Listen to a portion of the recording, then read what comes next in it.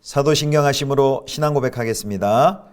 전능하사 천지를 만드신 하나님 아버지를 내가 믿사오며 그 외아들 우리 주 예수 그리스도를 믿사오니 이는 성령으로 잉태하사 동정녀 마리아에게 나시고 본디오 빌라도에게 고난을 받으사 십자가에 못 박혀 죽으시고 장사한 지 사흘 만에 죽은 자 가운데서 다시 살아나시며 하늘에 오르사 전능하신 하나님 우편에 앉아 계시다가 저리로서 산자와 죽은 자를 심판하러 오시리라.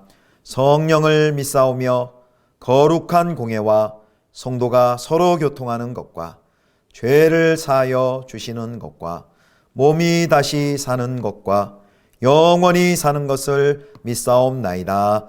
아멘.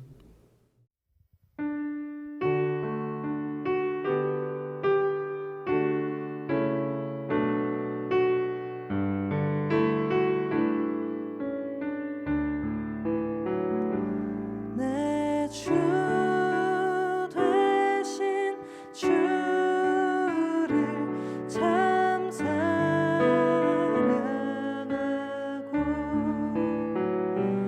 곧 그에게 죄를 다 고합니다. 그는 나를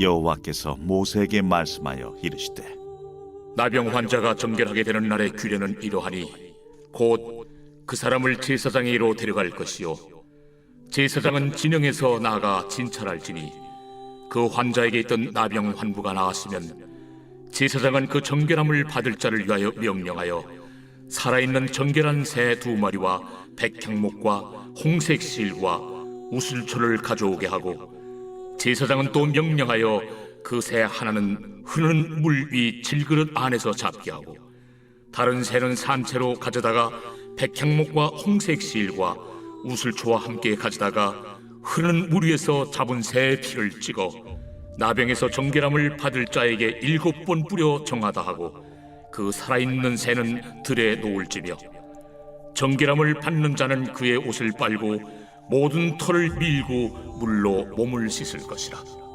그리하면 정하리니 그 후에 진영에 들어올 것이나 자기 장막 밖에 이레를 머무를 것이요 7째 날에 그는 모든 털을 밀되 머리털과 수염과 눈썹을 다 밀고 그의 옷을 빨고 몸을 물에 씻을 것이라. 그리하면 정하리라. 8째 날에 그는 흠없는 어린 순양 2마리와 1년 된 흠없는 어린 암양 1마리와 또 고운 가루 10분의 3에바의 기름 섞은 소재물과 기름 1녹을 취할 것이요 정결하게 하는 제사장은 정결함을 받을 자와 그 물건들을 회막문 여호와 앞에 두고 어린 순양 1마리를 가져다가 기름 1녹과 아울러 속건제로 들이되 여호와 앞에 흔들어 요제를 삼고 그 어린 순양은 거룩한 장소 곧 속죄제와 번제물 잡는 곳에서 잡을 것이며 속건제물은 속죄제물과 마찬가지로 제사장에게 돌릴지니 이는 지극히 거룩한 것입니다. 제사장은 그 속건제물의 피를 취하여 정결함을 받을 자의 오른쪽 귓뿌리와 오른쪽 엄지 손가락과 오른쪽 엄지 발가락에 바를 것이요 제사장은 또 그 한 녹의 기름을 취하여 자기 왼쪽 손바닥에 따르고 오른쪽 손가락으로 왼쪽 손에 기름을 찍어 그 손가락으로 그것을 여호와 앞에 7번 뿌릴 것이요 손에 남은 기름은 제사장이 정결함을 받을 자의 오른쪽 귓뿌리와 오른쪽 엄지 손가락과 오른쪽 엄지 발가락 곧 속건제물의 피 위에 바를 것이며 아직도 그 손에 남은 기름은 제사장이 그 정결함을 받는 자의 머리에 바르고 제사장은 여호와 앞에서 그를 위하여 속죄하고 또 제사장은 속죄제를 드려 그 부정함으로 말미암아 정결함을 받을 자를 위하여 속죄하고 그 후에 번제물을 잡을 것이요 제사장은 그 번제와 소제를 제단에 드려 그를 위하여 속죄할 것이라. 그리하면 그가 정결하리라. 성도 여러분, 좋은 아침입니다. 오늘도 하나님의 은혜와 평강이 가득히 넘치기를 축복합니다.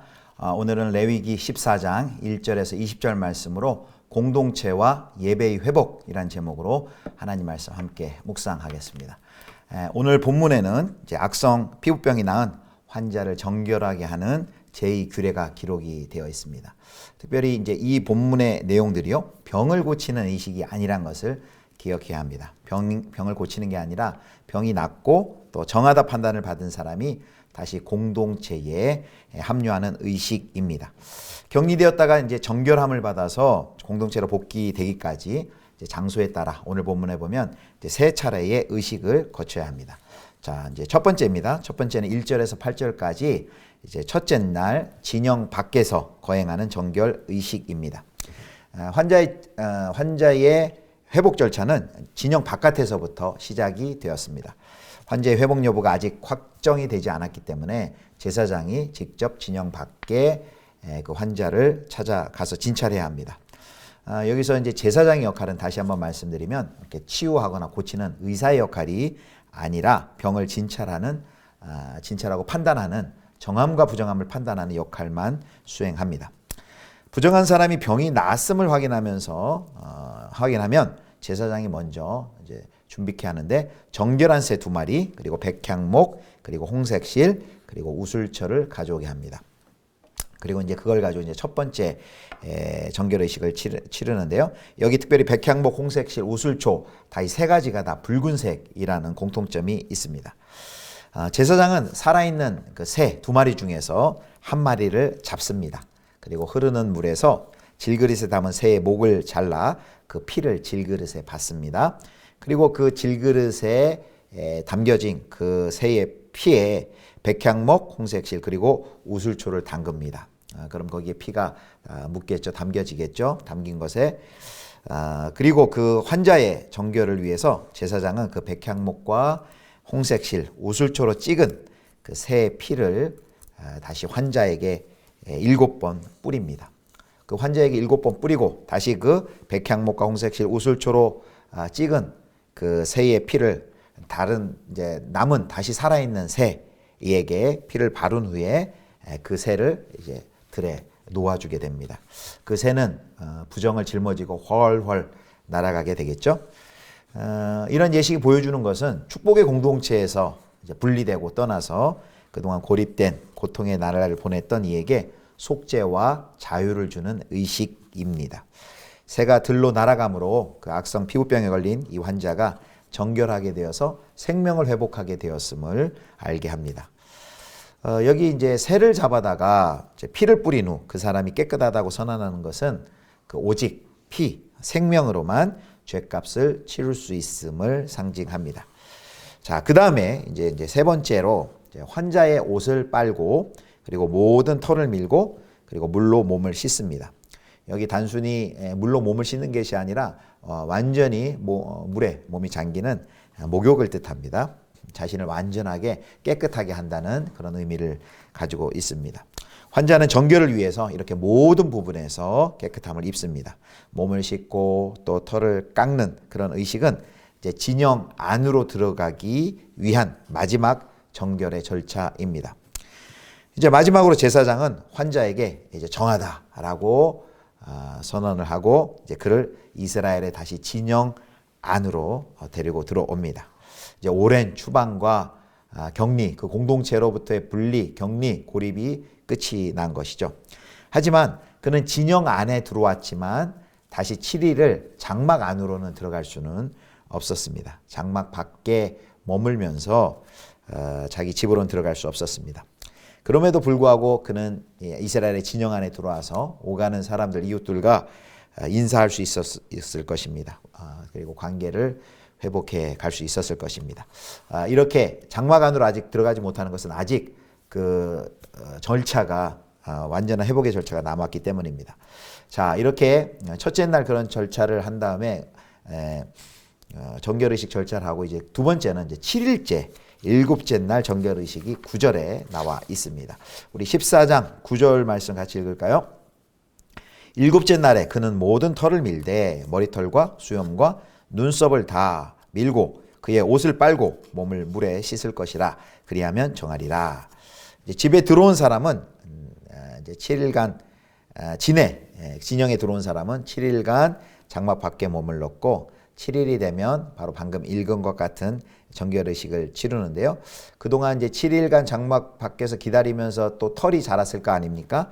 그 모든 털을 깎아야 됩니다. 여기 모든 털이라고 했지만 사실 이제 머리털, 그리고 수염, 그리고 눈썹, 이런 것들을 언급을 합니다. 그래서 이제 7일 전에 방금 살펴본 것처럼 7일 전에 그 진영 밖에서 했던 정결 의식은 진영 안으로 들어오기 위한 의식이었다면 7일째 했던 그 정결 의식은 이제 그 다음 날 있을 제사 의식에 참여하기, 8일째 있었던 제사 의식에 참여하기 위한 준비였다라고 볼 수 있습니다.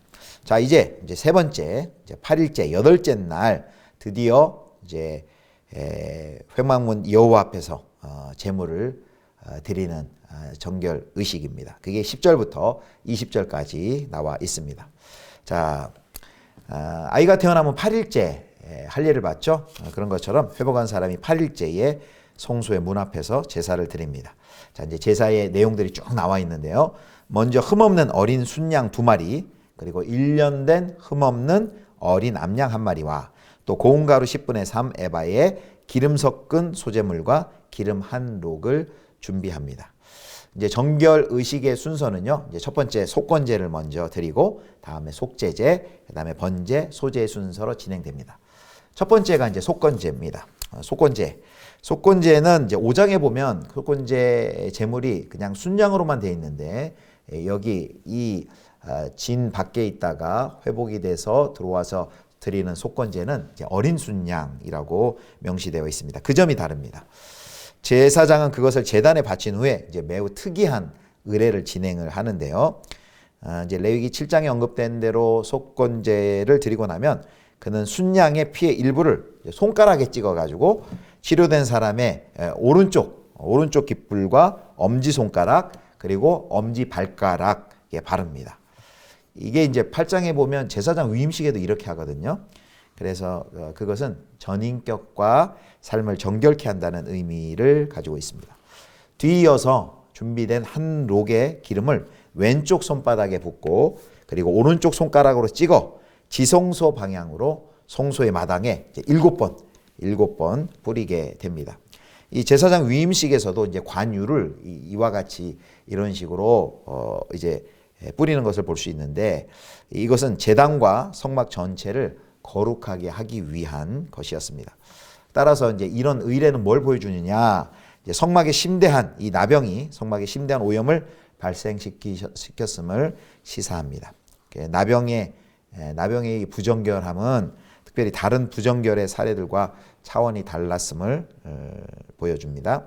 자, 그리고 이제 남은 기름을 이제 똑같은 방식으로 아까 발랐던 것처럼 그의 이제 새롭게 정하게 된 그 사람의 신체의 말단에 다시 한번 바르게 됩니다.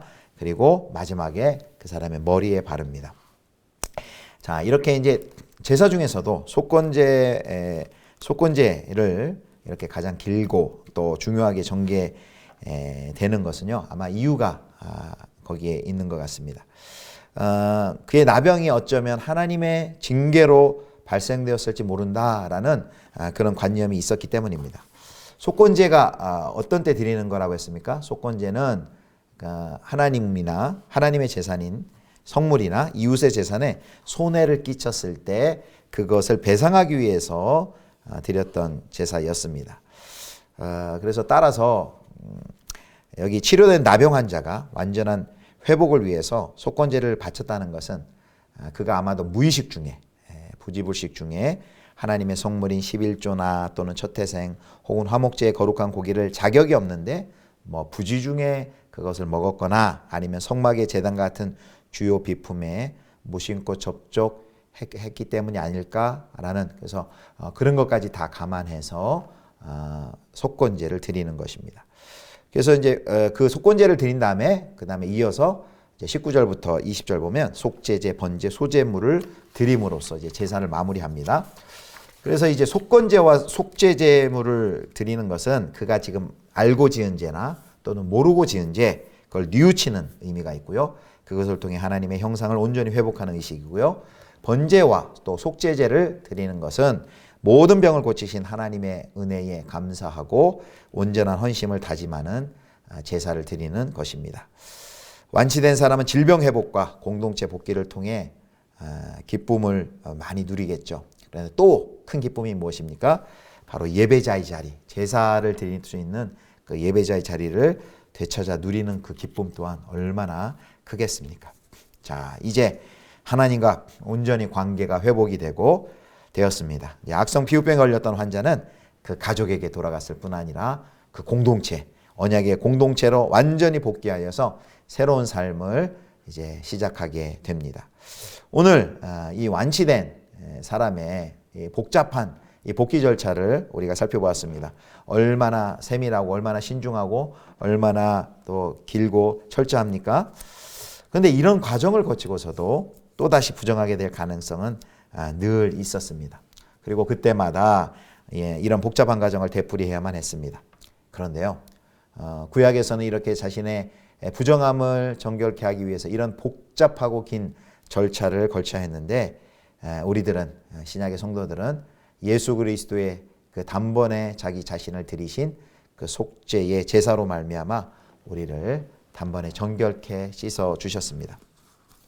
구약 질서에 따르면 우리 모두가 다 부정케 된 사람들이죠. 언약 밖에 있었고 소망 없던 사람들이었습니다. 진영 밖에서 나병 환자처럼 성소로부터 멀리 떨어져 고립되고 절망의 시간들, 삶을 살던 자들이었습니다. 그런데 예수 그리스도께서 오셔서 하나님의 나라를 선포하셨습니다. 그리고 그 하나님의 나라가 여기 이렇게 임했음을 보이시기 위해서 많은 환자들을 고치셨죠. 그래서 그 치유는 하나님의 나라를 시위하는 것이다. 하나님의 나라를 눈앞에 보여주는 것이다. 라는 의미를 가지고 있습니다. 그렇게 환자를 치유하는 그 환자들 속에서는 이렇게 구약의 레위기 규례에 나온 악성 피부병 환자들, 나병 환자들도 있었습니다. 이렇게 새로운 사람으로 예수 그리스도께서 그들을 고치시고 치유하심으로 거듭나게 하심으로 그 레위기의 율법을 예수님께서 완성을 하셨죠. 이제는 그래서 우리가 더 이상 죄 아래 있지 않고 그리고 죄로 인한 추방과 격리가 아니라 치료와 새 사람으로서 그리고 하나님 나라의 언약 공동체의 일원이 되었습니다. 일원으로 우리가 참여하고 하나님께서 우리를 받아주셨습니다. 그래서 우리는 그 공동체에서 하나님을 기쁘게 예배하고 경배하는 그 복된 지위, 복된 축복을 우리가 누리게 되었습니다. 사랑하는 성도 여러분, 우리 너무 익숙해서 우리가 속한 공동체 그리고 함께 드리는 이 예배의 소중함을 우리는 종종 잊을 때가 많이 있습니다. 그러나 산새 두 마리의 희생이 보여주는 것처럼 우리 주 예수 그리스도의 단번에 흘리신 그 속죄의 제사, 정결케 하시는 그 피의 대가로 우리가 우리의 죄가 씻김 받고 우리가 하나님 나라 백성의 공동체에 편입이 되었습니다. 이제 새롭게 된 저와 여러분 새롭게 된 그 신분으로 이 믿음의 공동체에서 함께 하나님을 기뻐하며 또 감사하며 하나님의 주신 그 축복을 공동체와 함께 그 사랑의 교제 안에서 마음껏 누리시는 귀한 은혜가 있기를 주님의 이름으로 축복합니다. 기도하겠습니다. 하나님 아버지, 허물과 죄로 죽었고 마치 문둥병 환자가 나병 환자가 부정케 되어 짐 밖에서 고립되어 절망의 세월을 보냈던 것 같은 그런 존재였던 저희를 위하여 예수님을 보내주시고 또 예수님 보배로운 피로 우리를 정결케 하여 주심을 감사드립니다. 저희가 받은 구원이 우리 주 예수 그리스도의 희생 때문임을 기억하고 하나님 이 회복된 은혜가 얼마나 크고 감사한지를 늘 기억하며 하나님 공동체 안에서 하나님의 나라 백성 안에서 마음껏 주님을 기뻐하고 감사하며 찬양하며 예배하는 삶 살게 하여 주옵소서. 감사드리며 우리 주 예수 그리스도의 이름으로 기도드립니다. 아멘. 주님 가르쳐 주신 기도하겠습니다. 하늘에 계신 우리 아버지여, 이름이 거룩히 여김을 받으시오며 나라의 임하옵시며 뜻이 하늘에서 이룬 것 같이 땅에서도 이루어지이다. 오늘날 우리에게 일용할 양식을 주옵시고 우리가 우리에게 죄 지은 자를 사하여 준 것 같이 우리 죄를 사하여 주옵시고 우리를 시험에 들게 하지 마옵시고 다만 악에서 구하옵소서. 대개 나라와 권세와 영광이 아버지께 영원히 있사옵나이다. 아멘.